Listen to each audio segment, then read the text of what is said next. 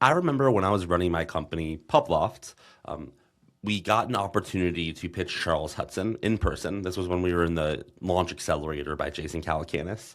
And we made the decision to go in person together, me and my co-founder. And we went, we told him what we were doing.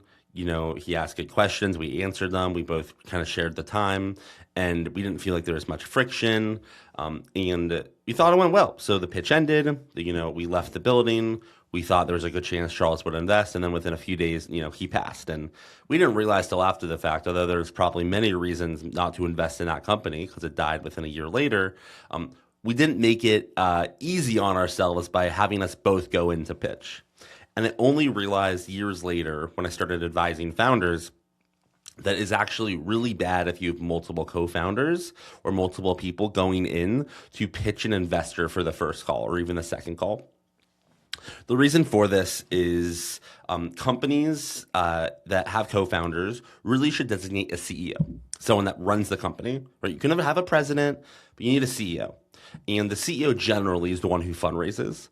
And this is one of the first tests for investors is if you haven't decided as a founding team who the CEO is and who's going to be fundraising, who you're putting your trust in to get that money, how can I trust as a GP of a fund you to make other decisions, hiring decisions, to manage downturns, to manage massive scaling periods of the company? You don't, so you pass. So in general, the first test in this context is you want to pick a CEO. And once you have a CEO, that CEO should be pitching alone. Why? Because that CEO is probably going to be spending time eventually pitching executives. They're going to be spending time pitching more investors, and they need to be a master of their storytelling craft.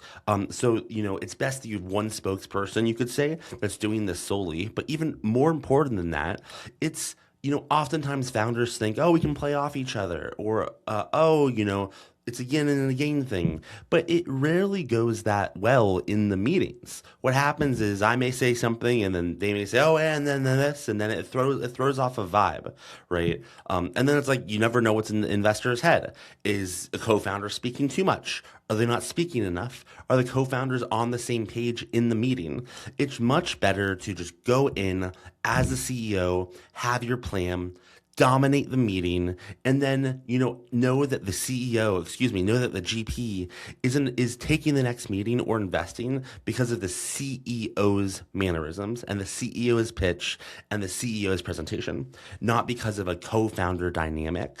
So there's kind of there's two things going on here. The first thing is that if you're both pitching as co-founders and it's a CEO and the COO or the CEO and the CFO, it tells the GP that there may be a power struggle. And more importantly, having just the CEO pitch means you're probably going to have a better chance of getting that money because there's less opportunity for unknowns, right? You control the situation, you control the dynamic, and you get better as a CEO as you keep pitching.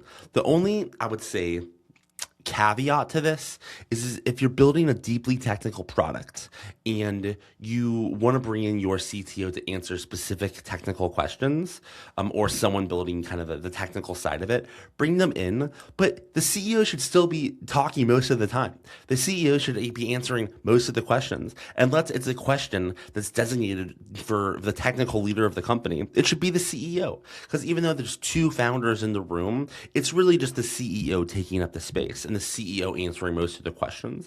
This is a scenario where it's okay to have co-founders, but you should not go in there, as equal partners without no one running the actual company, kind of sharing the time. You need the CEO to run the fundraising process, and if you don't, you're gonna have a bad time. I hope you enjoyed this video. I have a lot of other videos on my channel. If you want to click below and subscribe, check out my other videos. I think you'll really enjoy them. And thanks for spending the last few minutes with me. Have a good rest of your day.